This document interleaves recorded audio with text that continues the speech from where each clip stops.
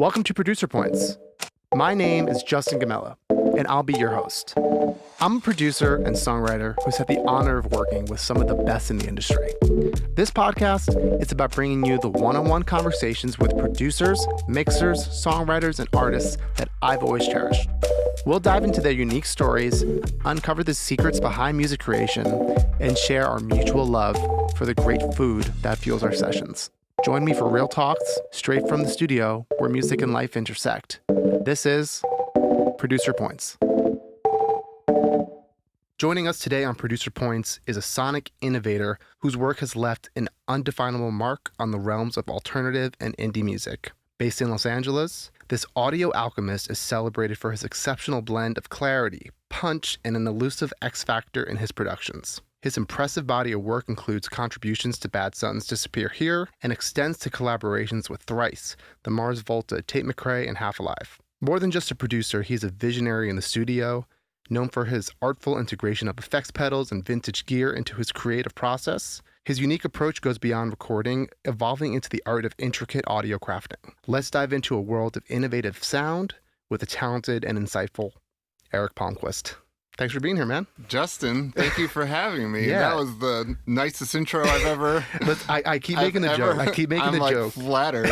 I try and make all my guests cry just a little bit. Just a little bit. Oh my goodness. Yeah, listen, Yeah. I bring on people whom I truly respect. A big part of the reason why I wanted to start this podcast is I'm a naturally curious and inquisitive person, and I very selfishly wanted to learn everyone's secrets. Right? And inviting people on podcasts to talk is how I can get away with that. Yeah. Yeah. So I always love to start these podcasts with learning about your journey in music. How do you get started? Was it with your family? Was it with friends? Like, tell me the whole thing. I guess I grew up playing piano a little bit, did cello a little bit, did percussion a little bit in like the school orchestra. And then I ended up going to Catholic junior high, and they didn't have a music program. So I just started playing sports to make friends. Right. And like the first day, they're like, come to the football practice. And I was like, I've never played football in my life and don't really think of myself as that kind of guy. Right. So I stopped playing music for a while. And then in high school, my mom started playing piano. And I was like, I want to play an instrument too. And so I started playing guitar and started taking guitar lessons. And then in college, I was playing guitar and met some guys and was doing bands and stuff like that. Were you going to college for music? Not at first. Okay. As like college went on and I got into like my sophomore year, I just wasn't crazy interested in school. I never loved school. And then I kept on going to my college counselor and being like, oh, this music class looks cool. That looks cool. Right. I had a little bit of experience reading music from when I was a kid, but eventually, long story short, is that I was going to go in as a music major, but I had to spend the summer just like with a tutor nonstop to get myself like up to speed. Yeah. Yeah, up to speed. And then even my teachers were amazing.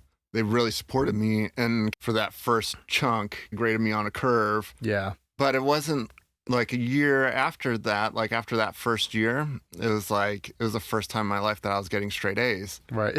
And it's amazing when you're interested in something how smart you can become. You know? Yeah. And it was just like, it wasn't school anymore. It was just interesting. Yeah.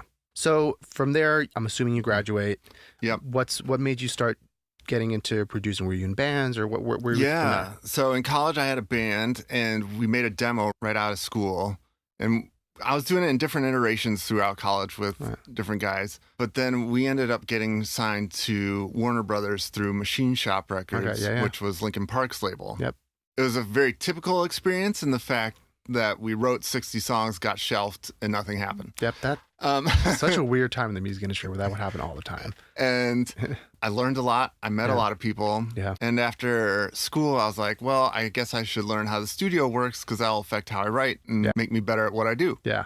So I interned at a studio at Orange Whip, and they were doing a lot of like Fat Records, punk rock, like California punk rock stuff. Yeah. This was up in Santa Barbara. Okay. And so I just interned there with Angus Cook and Tom Flowers and learned all the audio stuff. And the studio manager, Mark Castleman, he's by this, I'm going to mess this up. Yeah. The Frank Huber book. It's like modern recording techniques. Oh, yeah, I know what you're talking about. Something. Yeah. You get that, and I used that book for years as just like an index point. Right, like, right. Oh, I'm going to record saxophone. Like, what do I do? Here's your starting point. Yeah. Where can you alter it? you Yeah, know? exactly. And you can get creative with it, but just having, well, at least I'm not going to mess it up. But so that was just through trial and error. But so at the same time I had my band, I was working on our demos, is where I cut my teeth. Yeah. Eventually I was just like a few years into that, and I was like, I really enjoy this recording thing, producing thing, and working with artists, and stuff was just like little local artists or kids I knew from school or Right. whatever, but I really enjoyed it. And then I was like, you know what, I think I can Do this for real, yeah. make this a thing. So you mentioned before that you love food, and I know this because all producers like good food. That is the one thing that I think we all have in common, and a big part of this podcast is food. Oh, and I love this. the question I'm asking everyone is, where are you taking people during a session, or where are you recommending they go to eat? What are some of the places that you're like so stoked on right now? Guisado's has become ubiquitous in LA, and like they have shops all over now, Yeah. but their original one is down in Boyle Heights, which is close to the Yep, studio. It's very good. It's amazing. Yep. There's a reason. They're these staples, and they keep making great food. Yeah. Marisco's Jalisco, which is Oh. a seafood truck that they do these shrimp tacos that are like the shrimp filling, and then they're fried, and they're just glorious. There was a place around the corner from me in Highland Park, which the name I don't remember, that did something like that, and I crave them. That style of shrimp taco is so good. Yeah. And like they're consistently, do you follow the LA Times 101 list? Yeah. So that's, if anybody is in LA or moving to LA, like Yeah. that's how like me and my wife got our bearings, was following this list. Yes. And like subscribe to the LA Times just for the list. It's all I read in the newspaper is the food section and some entertainment stuff. But it's like, it's great. So moving on, I'd love to know, because you have such a unique career where you're doing so many things. You're producing, you're writing, you're mixing, you have a studio that you run. What's your typical daily flow or schedule? My mornings are my family time. Yeah. That's time when we get to connect, and then work out or just keep life together Right. too. Because once I get in session, it's just like Everything else is in the background. yeah. And I think that's part of our age. Because it's also when you're in a session, especially, like I want to only focus on the artist or the other writers that are there. That's just Absolutely. it's just the polite thing to do. Yeah, know? and make people feel valued and Right. serve them. And then I'm in session till, it depends. So this record that I just did, they're from out of town. We only have Right, so much time to exactly. do it. Yeah. We might start off by going till like somewhere between 8 or 10, but that slips till 10 to midnight. And then towards the end of the record, like a few 1 o'clocks. Like, Yeah. This is why I wanted to talk to you about this, because most of the people I'm bringing on here is similar to me, where it's like I get to work on entire projects, but not many producers are working with a band for a couple weeks. right. And it's such a unique and honestly magical process in my experience. Yeah. So it's like, when you're doing projects like that, are you really stacking them up, back to back? Or are you trying to space them out so you give yourself some breathing room? Ideally, I like some breathing room. Yeah. Also, after the record's tracked, Right. you pile up a ton of work. Yes. And so then there's weeks of whether it's edits or just doing additional production work and Right. having time to think by myself and be like, yes, I certainly get a lot of clarity when I'm by myself. Yes.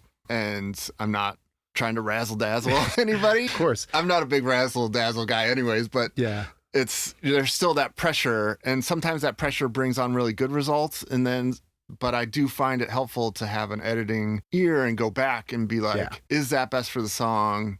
Let me try it this way. And also try it out a few ways where I convince myself and in conversation with the artist, is this best or is this best? What makes you feel great? Right. Excited. Yeah. You know?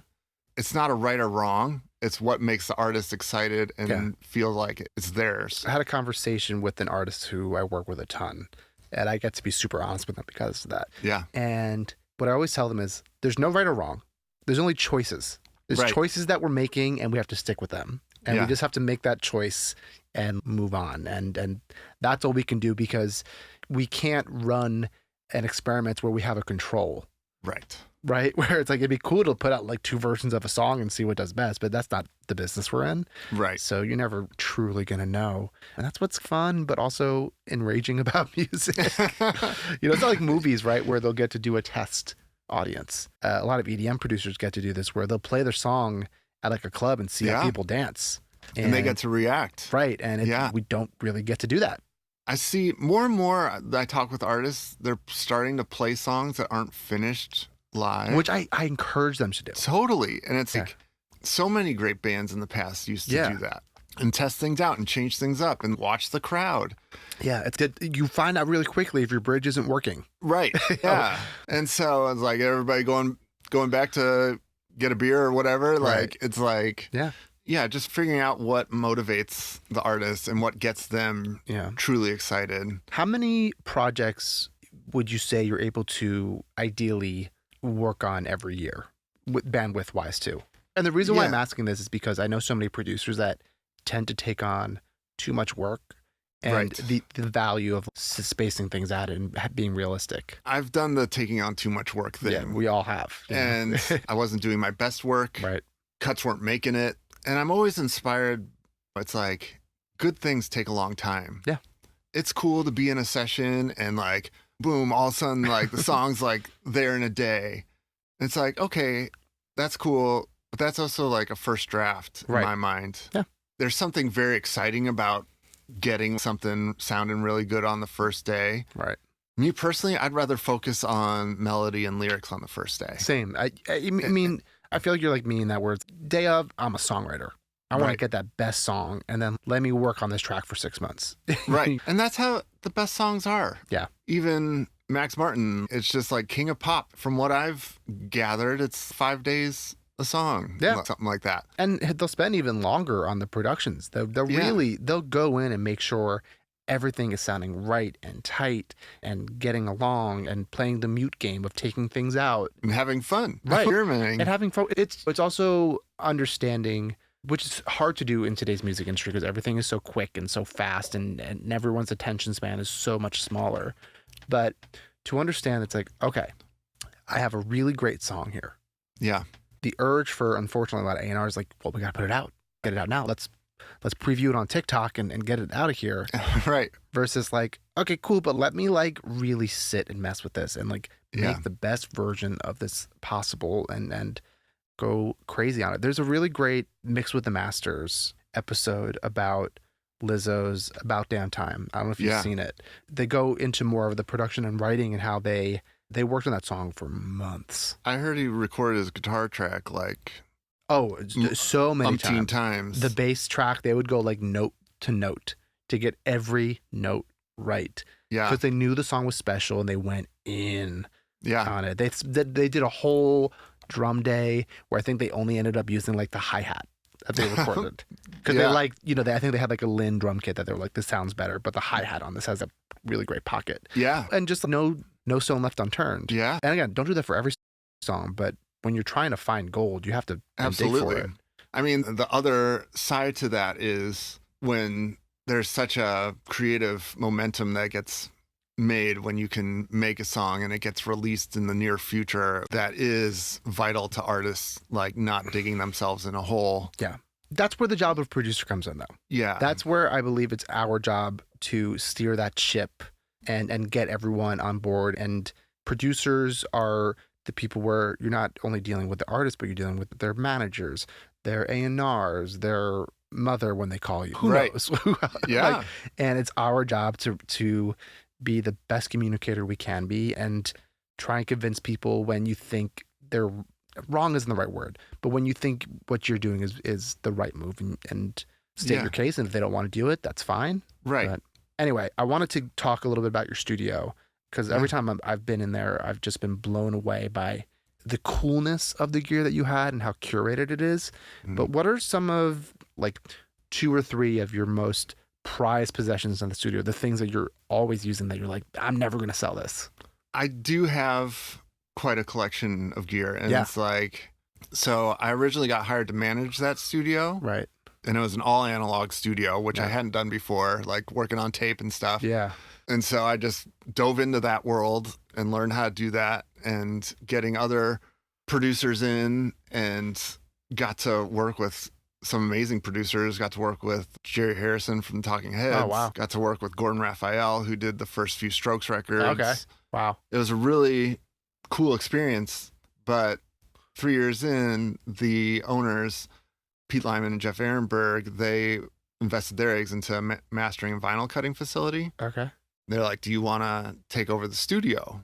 And I realized that this is the only shot.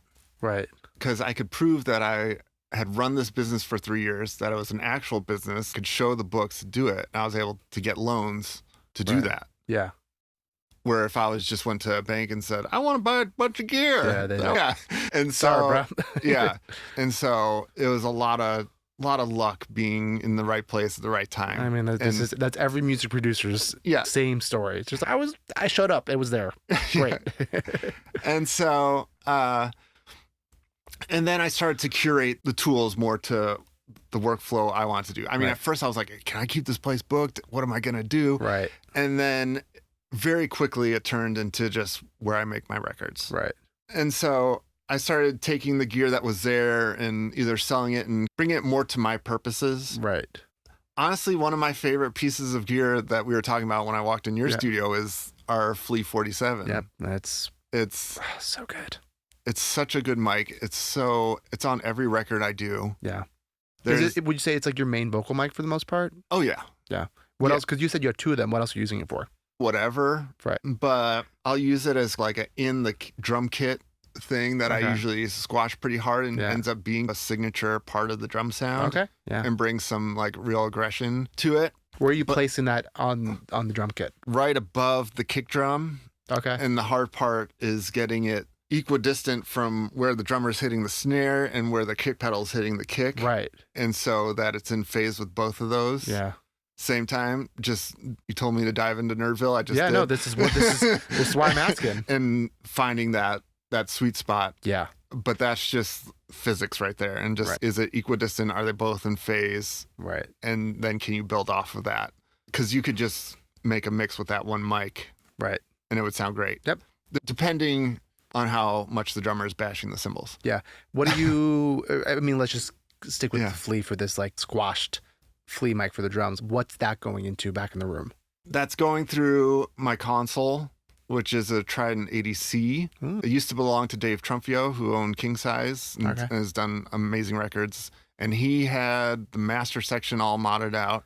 And then I got it, started modding it out even further. Right. And I worked with this tech, and it was like going to an eye doctor. and he's like, I modded out like 8 of these consoles back in the 80s, I guess. And so he's, give me 2 channels, I'll come back in 2 weeks. And so he brings back these channels and we just start running music through it. Right. He's, do you like this better or do you like this better? And then he would change out a component and he's, do you like this better or this better? Oh, that's so cool. It was so cool. And then actually my intern at the time, Raul, he was really handy with a soldering iron. Right. And we got everything set up and he taught him how to do it. And we went through the whole console and just totally revamped it. But then I also took the channels to Dave over at Cinematic Transformers, which is up in the Valley, and they're a historic transformer company. And he had these Trident A-range mic pre's that would fit in the console. And the Trident A-range is a really rare. There was only 13 made. Yeah, because I was like, I've never heard of this. So. And you've seen the plugin, the EQ is like these faders that go sideways. Oh, okay. Yeah. And it's purpley. Yeah. And there's only 13 of them made. There's only 5 or 6 left. Damn. But it was like their flagship. So it's those mic pre's. Yeah.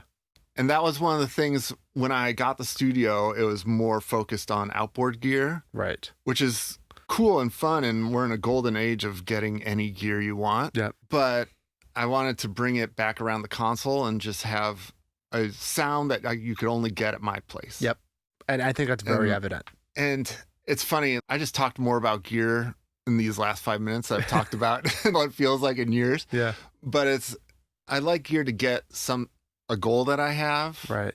But I haven't bought a piece of gear in a long time, like a piece of hardware gear, just because it's just, I don't want to think about the gear. Yeah. I mean, want to get to making the music, working on the song. But when I go to make the song, I want it to be easy and what I want.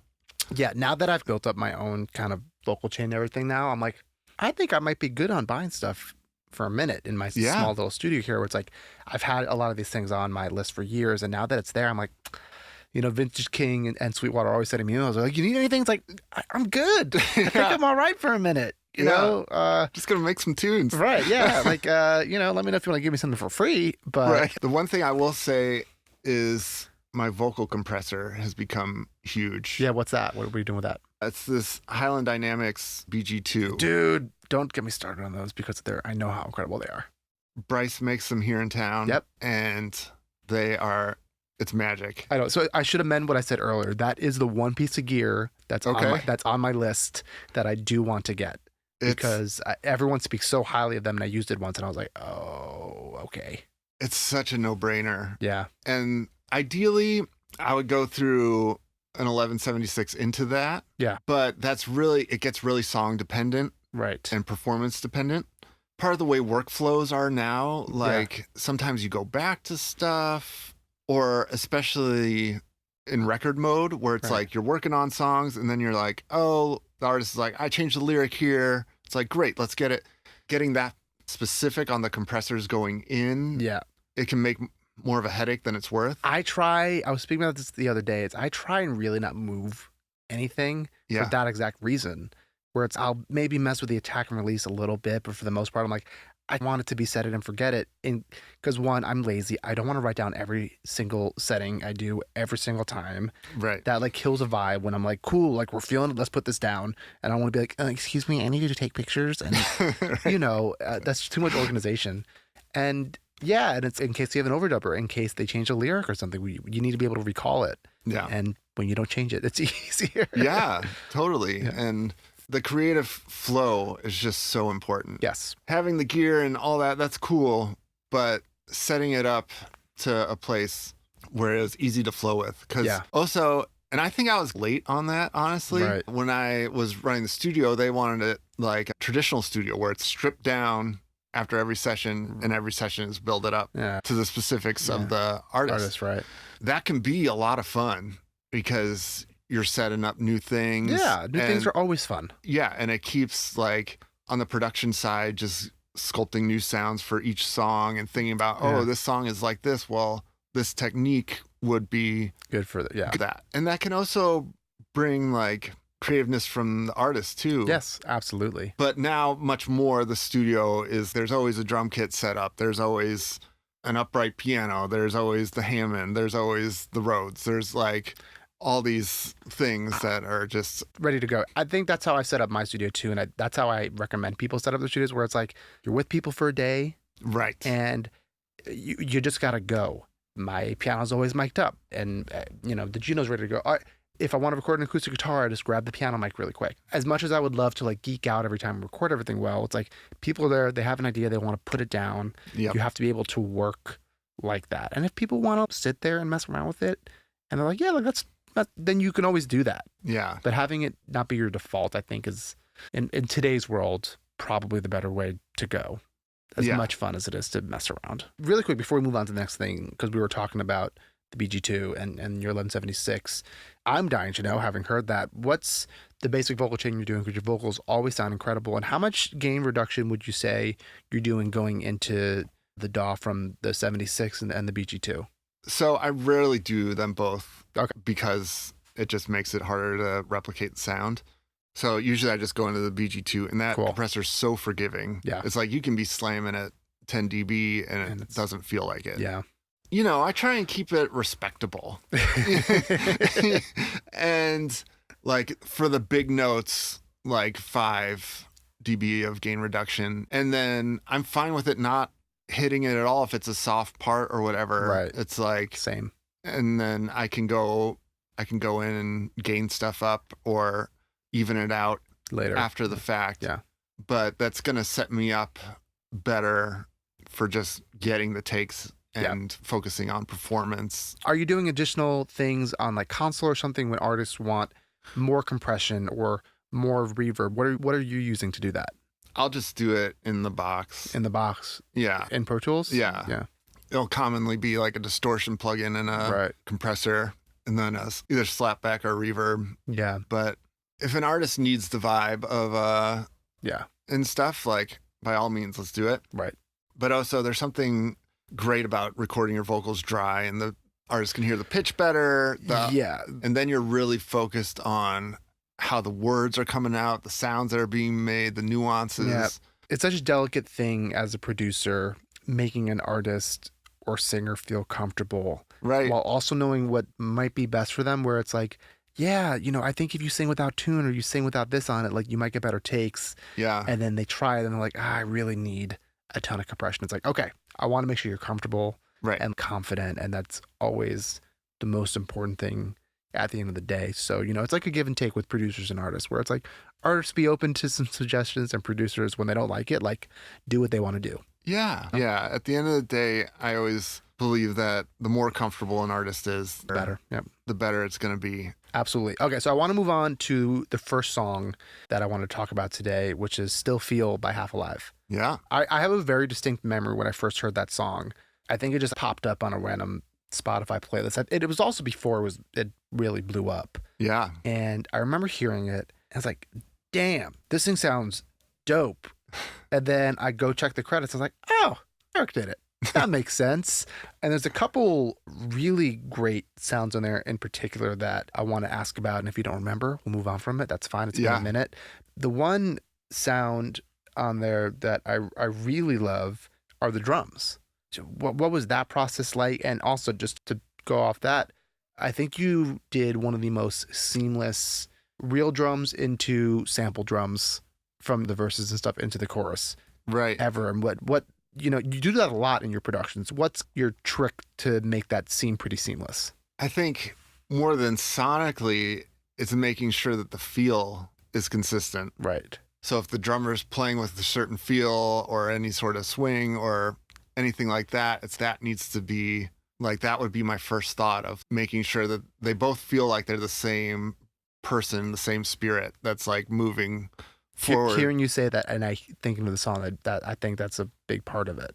That's my first thought, and that I think that is like more important than the sonics, because the sonics can switch on a dime, Right. and that's fun and exciting to listen to. But if the feel changes, unless it's an intentional thing, Right. that's gonna throw me out of the song. Do you remember how you programmed in those sample drums? Were they played, or were they just put on the grid and then moved around and shifted? I don't totally remember, but 95% sure that we used some samples that I had. Yeah, and just threw it in there. Yeah, and do the thing. I don't know if we did this, but I have done this where it's have the drummer play it, get it to where the take's really tight, Yeah, and then place the samples over it. that's what I was like hinting at, because I was curious that's how it was done. Like, I don't get know that if feel. I did that for that track, but I have done that in the Yeah. past, multiple times. Yeah, it's a And- smart thing, because like I've always struggled with that, and it's like, yeah, I've never thought about the feel, and it's like, if I had like a MIDI drum kit, it's like tell the drummer like, yeah, just play in what you think. Yeah, you know? and also that goes down to the dynamics too. Right. Yeah, Like- exactly. Like doing just some gain automation. Right. Be like, oh, this hit wasn't as hard as this one. Whereas with electronic drums, it's easy. It's quicker for them all to be the same velocity. Right. But bringing in a little velocity change Makes can, a huge difference. yeah, and just like, but it still feels like rocking and modern. And Brett's an amazing drummer. He has a little bit of a funk feel. Yeah, the whole band does. Yeah. It's incredible. And the bass player has real gospel chops, Yeah. Oh, which I tried to bring out in a big way. And he actually had, I forget what they're called, but they're the 5-string, like all the big like gospel guys have them. He's got that bass. okay. I was gonna like bass sound is incredible. What are you using for bass? And that's what I'm glad you're going here. That was my next question. And I thought that was unique. Yeah. And I really wanted to celebrate that. Yeah. I was like, I'm a bass player. My favorite bass is a P bass, like jazz bass. Like, give me those.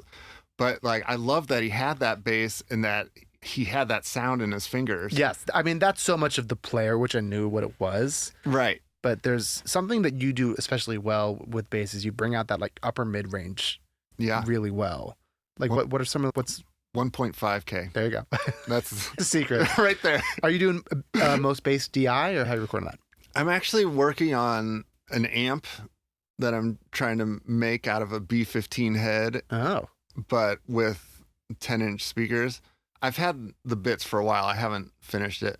But mostly I'm recording DI, and then depending on as I get the production along down the line, I'll either reamp it or I use the Ampeg SVT, like the UAD one, all the time. It's a great, if something's more modern or more pop, I'll use the Eden head, which is an amazing bass sound as well, or the B15 one. But all three of those UAD ones are like... I use them all the time. They're incredible. They're great. Yeah. But I'll treat it like I'm recording a DI and an amp. So I'll keep my DI in the track, and I'll commit my amp. So I have both, make sure those are phase aligned. Yep. And then depending on the song, just yesterday, I reamped the bass DI into a guitar cab because it's a rockin' song and it wants that. And so just made a gnarly distorted bass tone that ruled. And that's not surprising with you. And so jumping around a bit here, but like for most of the Bad Son stuff, I would take the DI, put that into an outboard Sans amp. Okay. And then put that through this Roland chorus echo, but with the echo off, just using the chorus. Oh. And it would be this distorted-y, chorusy thing. Distorted-y, that's a good word. Yeah. And mix that in. Yeah. Depending on the track. I say it all the time, but it should be fun. Yeah. I would like the Bad Sons record I would love to eventually have you back, and I would just talk about everything you've done with them, because some of the work on there was really fantastic. Again, like I think what makes a lot of your production so special is the engineering behind it and the choices you're making. And I'm glad you bring that up, because their vocals and in Half Alive, the vocals, I feel like every vocal you do, and maybe it's the BG2 or how you're doing it otherwise. I didn't have that then. Yeah. I mean, whatever. So I don't know what I used. But it doesn't even matter. But every single vocal you do and that you've mixed, they're warm, they're punchy, and they're so present, but they still have a lot of dynamic information in there. So what are you like going for to make a vocal not super compressed, but still be right in your face? The Half Alive song I didn't mix, but I sent him everything that I do. Right. And then he did a great job from there. Almost every vocal you do is like this too. That's But I think a lot of it dynamically is just working on the arrangement and working with the vocalist and like trying to find the emotion of the song, trying to find, almost thinking of it like a movie, and being like, what's this character feeling? What's this verse about? What are the emotions going through the head? I think this is, for our listeners, this is the thing that is a running theme throughout all these discussions that I have with producers that I admire, and it's pay more attention to the vocal. Right. That is the song. You can spend as much time on the kick as you want, but if the vocal isn't there, it's never going to matter. It's never going to matter. Yeah, and this is why I'm glad you're talking about this. It's like getting it in the room and getting it out of the singer. Being able to bring that emotion, and like songs to me, they should just ignite the listener's inner movie theater. Yeah. And a lot of that's lyrics. Like when we've worked on songs together, we've talked about that. And also emotionally, and what in that vocal performance is going to bring that space. And also dynamics are such a huge part of that emotion. Right. Or being like, hey, can you physically smile more? It's such a weird thing to tell people to do, but it works. Yeah. Can you keep your lips over your teeth? Yeah. Sometimes it's just a period of discovery and being like, hey, can you try doing it like this? I want to see what that brings. Okay, that's cool. What about like this? And then it's not till the final comp when I'm like, oh yeah, that does sound better than the other ones. Yeah. How I'm doing vocals, and it's been very good to me, I usually let the artist like do a couple takes where I'm not going to give you any notes. Yeah. Do you, because I am wrong all the time and I want to make sure I don't influence you at all. Right. And then I'll start giving them notes. And the thing that I say a lot is when we're playing these characters or when we're trying stuff is I always say, go too far. Right. Go way too far, and then let's pull it back. I find that it's much faster and easier to go too far and pull it back than to ramp your way up to it. Yeah. In my, many vocals that I've done. Yeah. Over that's the a years. really good point. Yeah. I'm going to start using that because sometimes you can get ramping up can also just take a bunch of takes. Yeah. Then the singer's done. Yeah. And it's like, it's hard to, as a singer, be silly. That's really what it is. Right. Be silly and open up and then just like let loose. And it's like, no, go for it. Like really yell it or really go be Michael Jackson-y. Yeah. on a thing, and then pull it back and then make it more yourself. And you find that so much quicker if you allow yourself to just like be crazy. Right. And it's like, listen, we probably won't use this one, but just do it. You Yeah. know? So speaking of great singers, I want to talk about a song that I know it's been a minute since you've worked on it, but she's such a huge artist right now. Yeah. And I think people would really love to know about it, is a song you did with Tate McRae called Tearing Myself Apart. I know a little bit of the story behind that song, but obviously listeners don't. How did that come about? And then I want to talk a little bit about the production behind it. Yeah. So that song has a long story Yeah. in the fact that I wrote that song with Phineas and Billy. Right. My relationship with them goes back quite a ways. Right. And I got to produce some early stuff for Phineas and his band. Right. Because he liked another band that I did. Yeah. We wrote 2 songs together, both of which I really love. But the Billy thing became the Billy and Phineas thing, which is by far the cooler way to go. Yes. I mean, there's a reason they only work together. Yeah. And it's amazing, obviously. But we had this song, and this girl, Tate McRae, who was just getting started, Yep. she needed something to push her off. And she already had this amazing YouTube thing going on. If you know anything about her, she's just amazing at singing, amazing at dancing. Like, she's a package. I worked with her around the same time you did. Yeah. And I remember when I first worked with her, I think she was 14. Just so crazy to me. But it's like, there are some people that you meet them and you're like, oh, you're going to be a star. Right. Just kind of immediately. Obviously, it happened for her. But yeah, no, continue. Go ahead. Anyways, we had this Billy song and they showed it to their label and everybody, and they're like, this is perfect. Yeah, I got to meet her, and her mom would come with her to all our sessions at the time. Which is a good thing. It's a great thing. Yes. And Tate's mom is also wonderful. Yeah. She's a very sweet woman. That process was really simple. Right. In the fact of, we had the song, we were just trying to find out, like, just talking with her about the style and what she wants to bring to it and what's going to make it hers. Yeah. I think both you guys did such a great job with that, because I think in the writing, it's very obvious that you can tell that you wrote it with Finn and Billy, especially because Finn has I've also written with him a lot, so I know his style. Right. You know how he writes songs, and you hear it in there, and you could hear how it could have been a Billy song. Right. But you countered that where it's like, oh, Tate really did make it her own. Yeah. Her unique voice really helps that. Yeah, and she sung the hell out of it. And her range to, like, from background stacks to like everything is phenomenal. Yeah.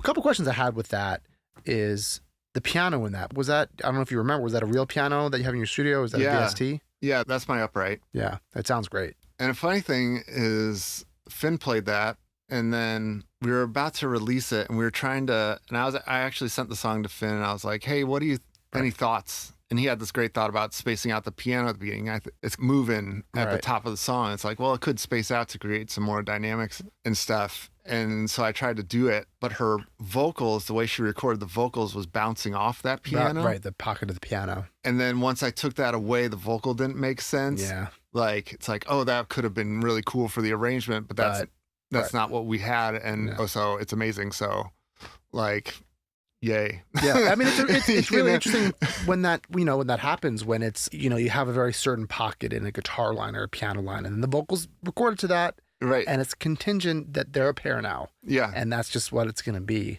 The other question I had on it. Yeah. It's a very typical thing that Finn and Billy did, but you produced this one, and you got that really special squashed mix, but in the best and cool way. What was your approach with that? It sounds more like the low end was like really tight, and I don't know. It's a great mix. Well, the secret to that is to send it to Spike Stent. Okay, there you go. That's the secret sauce there. Yeah. Spike Stent's one of my favorite mixers. Yeah, he's incredible. That's the secret sauce on that. Okay, yeah, I know he mixed that one. He mixed that one and one other song, and then I mixed the rest. Okay. And tried to be like Spike. Yeah. And everyone should be like Spike. Yeah. That's not a bad point to go after. Yeah. Next, I want to talk about, and this is more for me, and I don't care if we cut this out, but I'm a huge Thrice fan. And I'm very familiar with their discography, and I really believe that, and sorry to the guys there, because I know they self-produced a couple of their albums, but the ones that you produced were by far their best sounding albums. Palms and To Be Everywhere is To Be Nowhere. I feel like you brought their stuff to life. What was it like working with them, and Specifically, I'd love to know what kind of techniques you were using to get those really unique guitar tones you got on those albums. I was so excited to work with those guys. Yeah. I don't listen to like a ton of hard music, Right. but I did listen to them. Yeah. Like, because they're so songwriter based still. Yeah, and they're just cool and experimental, and they've always had this sense of adventure to their music. Yeah. The first things that we really touched on were one, and that Dustin, the singer, and I would talk about a lot. It's just his imagination is just vast, and he writes such cool lyrics and has such cool meaning behind them. Mm-hmm. My big thing with him, I was just like, bring more nouns to the situation. Yeah. And keep your thoughts, but try and like keep it physical. Right. And just like we talked about before, igniting the listeners in a movie theater. Right. You know, right. And it's like, if you say a can of Coke, somebody's going to picture a red can with a squiggly white line through it. And that's so powerful. And sometimes, especially in the alternative world, there's this feeling like that's cliche to say proper things, proper nouns or something, but it's not. And he made a blueprint in those 2 records of how to do that. Yeah. And groove wise, Riley and I, we just talked about John Bonham pretty much nonstop. The drums on those albums are especially good, but all their albums, the drums are always just... Yeah. Those were the 2, they were just big on my mind. Right. And then guitar wise, we just went ham on the guitars. And part of their sound is they record a lot with baritones. Yep. And I had a guitar tuned down to A because of them. Because they inspired me. Like using baritones and just getting that. And you can tell actually, like in the record, it's like when they were able to use, when the key of the song worked with the guitar and what the tuning of the guitar was set up, and the more open they're able to play the guitar, just the bigger and more natural it sounds. We had three amps. I actually remember some of this. We had a Fender Bassman. We had this amp called the Knucklehead, and I forget who makes it. Oh, okay. But it's a modern, like, high gain situation. Okay. That is incredible, but it's that thing. Right. And then we had a Marshall JMP. Right. And we would always record all 3 of those together through a guitar amp splitter. Okay, amazing. And we were just building rock texture heaven. And depending on the song, sometimes it would just be one of the amps. Sometimes it would be all 3. Sometimes it would be a mix of the 2. And as we would go through each song, but we would start there and then play with pedals. But those 3 amps in particular, I'm sure we used some other, like, we would use other amps scattered in. That was around, right? Yeah, but like those were the 3 mainstays. So the most like the rhythm guitars, like the beef of those mixes. Yeah. So much of it wasn't the amps, so much of it was their guitars that they built. They're coming up with. Yeah, and they've built a collection of guitars that suit how they write. Right. That make their sound so unique and so them.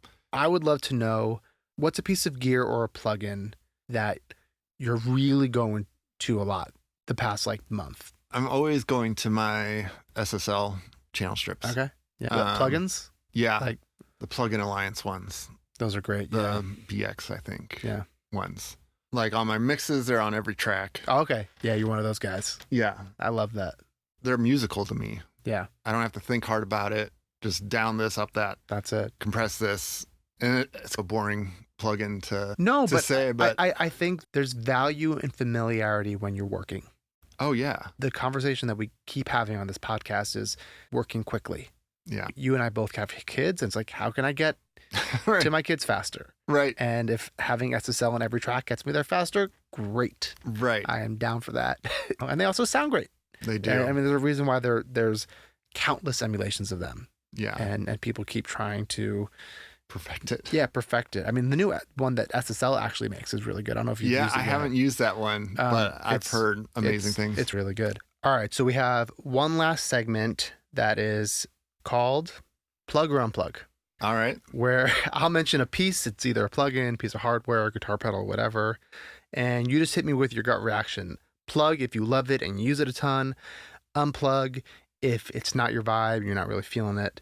Okay. And not sure, or what someone else called bypass, which I love. But if you haven't tried it, you don't know too much about it. Yeah. Okay.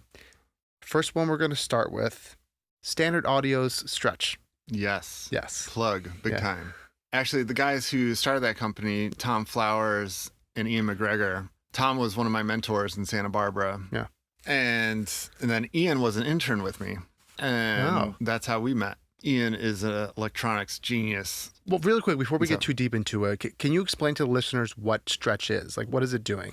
People would take this bit of a Dolby sound reduction system, and they would tweak with it. I don't know the total ins and outs, but they would take that Dolby thing and tweak it, and it would give this weird high-end thing. And what it's doing is a sort of multi-band compression situation. Yeah.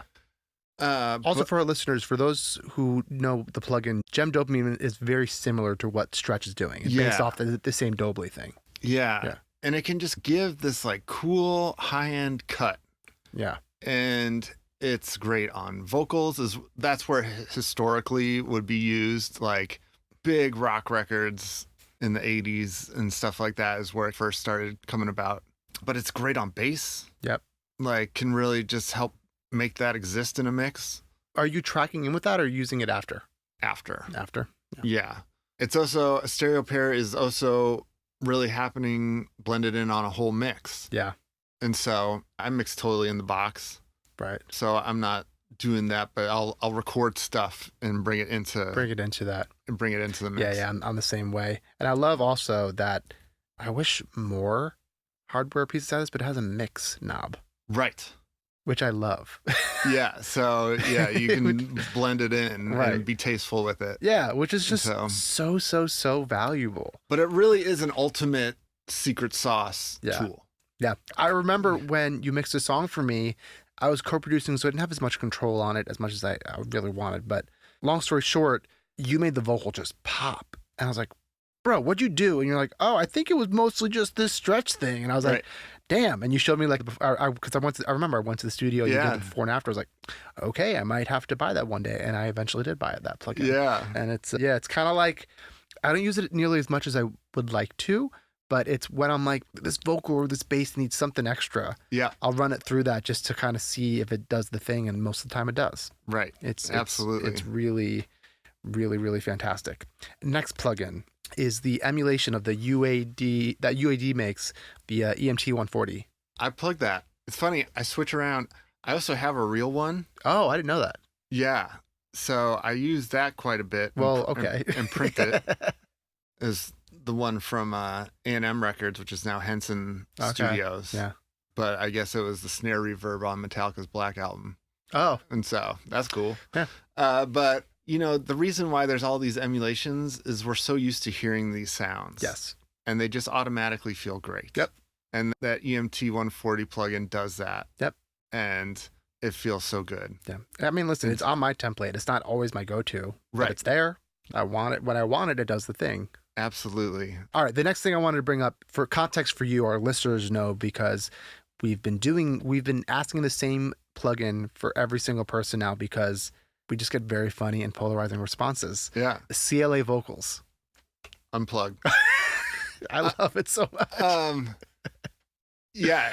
Part of the fun of making records for me is making cocktails. Yeah. And the CLA plugin sounds great and you get things sounding great so fast. Right. And that's a big plus. Yes. But for me, it's a canned cocktail. Fair. And I want to craft my own cocktails. Yeah. And so that's my only reason. It's not because it sounds bad, because it doesn't. It sounds great. Yeah.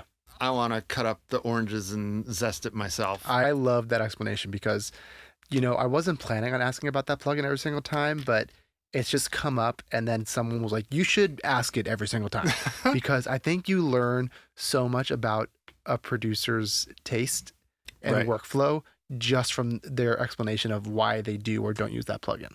It's like, I would like to make my own version of that. Yes. Because I know how that would go. Yeah. Trust me, I thought about it every day where it's like, ooh, I want to hit up Waves or something, be like, here's my vocal chain. It's like, here's how I like to do vocals. Let's just like sell that. But that's the dream. Hardware, the Distressor. Love it. I would compress anything with it. Yeah. I would use it for vocals. I do use it for bass. Yeah.